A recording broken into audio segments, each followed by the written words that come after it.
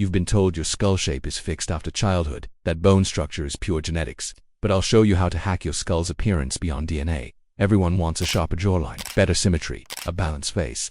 After years of research and self-experimentation, I've cracked methods to remodel posture, muscle tone, and even bone growth. Watch until the end. This isn't basic advice.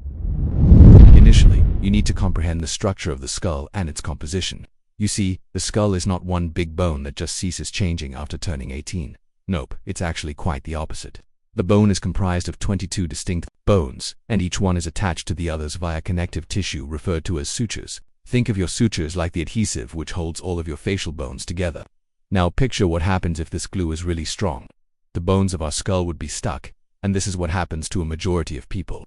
The glue that connects their facial bones hardens so significantly that their face will not undergo significant alterations after puberty. That's why the preliminary step to achieve substantial transformations is by letting your glue or sutures become softer. This way, you permit your facial bones to finally move. For the sutures to soften, first of all, you must hydrate them thoroughly. And although this may contradict everything you've learned, you don't hydrate soft tissues properly with water. Drinking pure water will even dehydrate and harden your sutures further, so you'll want something else. What you require is raw saturated fat. Contemplate a rough clockwork that needs to glide better, and what you would employ in such a scenario. You would use some fat or oil. Your sutures operate the same way. In order for them to get loose and glide, you'll have to lubricate them with fat, and you achieve this by increasing your intake of raw saturated fat in your diet. The finest sources of raw saturated fat are raw milk or other raw dairy like butter, yogurt, or cheese, egg yolks, fat-rich fruits like avocados and olives, and virtually every other animal product. Consuming ample quantities of these foods will lubricate your sutures really well, and, furthermore, will also have some added benefits like clearer skin and elevated levels of testosterone.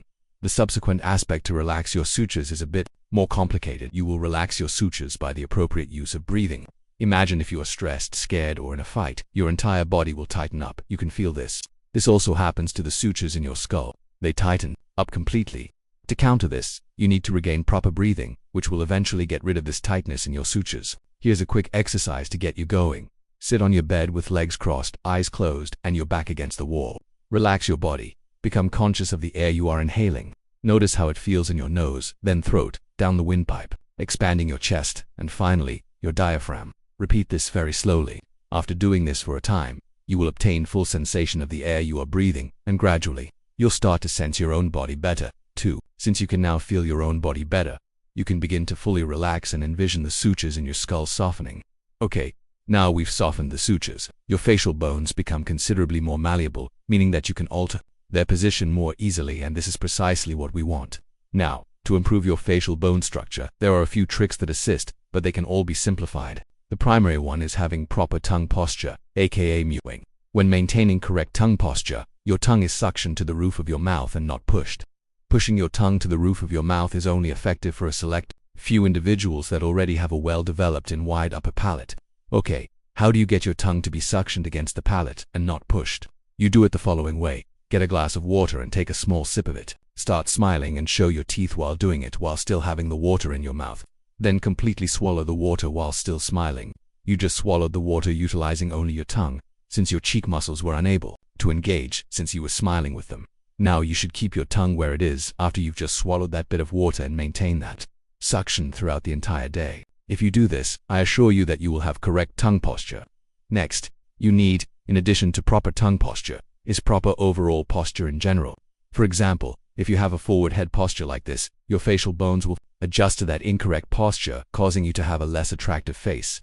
Now what is important to keep in mind is that you do not want to force a correct posture and just stand straight like a pencil. Since posture is very individual for everyone, your posture is an adaptation to what is going on inside your body. Here is an example. Imagine a man who just lost his mother and is now at her funeral. You will be able to see that their head and shoulders will drop forward and that they will have suboptimal posture. And now look at someone who is very happy and confident. For example, someone who just won the lottery. You will see that they walk very straight with their chest forward and head aligned with the rest of their body. They have correct posture. This is because posture is an adaptation to the emotional state you are in. How do emotions affect our posture? It does this through the autonomic nervous system. The autonomic nervous system has two branches, the parasympathetic nervous system and the sympathetic nervous system. The parasympathetic nervous system is when you are in rest and digest mode. You will be very calm, breathe slowly, produce testosterone, and most importantly, you will have a good posture and tongue posture. The sympathetic nervous system is when you are in fight or flight mode.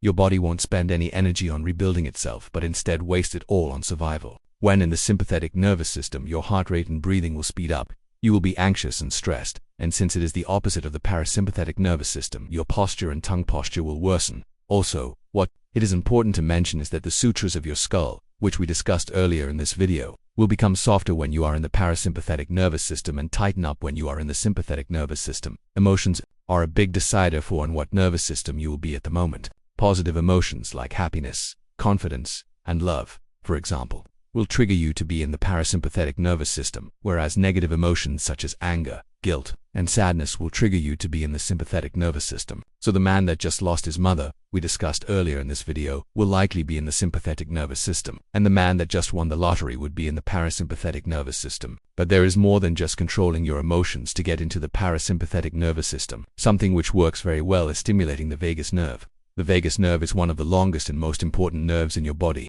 This nerve is also the most important nerve of your parasympathetic nervous system, and this is the reason that when you stimulate this nerve, you will enter the parasympathetic nervous system. Now there are a few ways to stimulate this nerve. The first one is singing, humming, or chanting.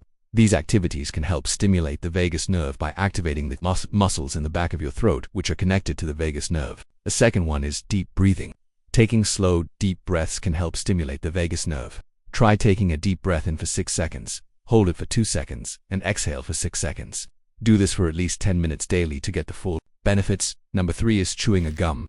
Chewing a gum also stimulates the vagus nerve. I recommend you chew a tough gum, such as the mastic gum. I have linked in the link in bio how you do all of these things regularly. I assure you that you will become much calmer and more parasympathetic oriented. Now, the last thing you absolutely need to do is the following.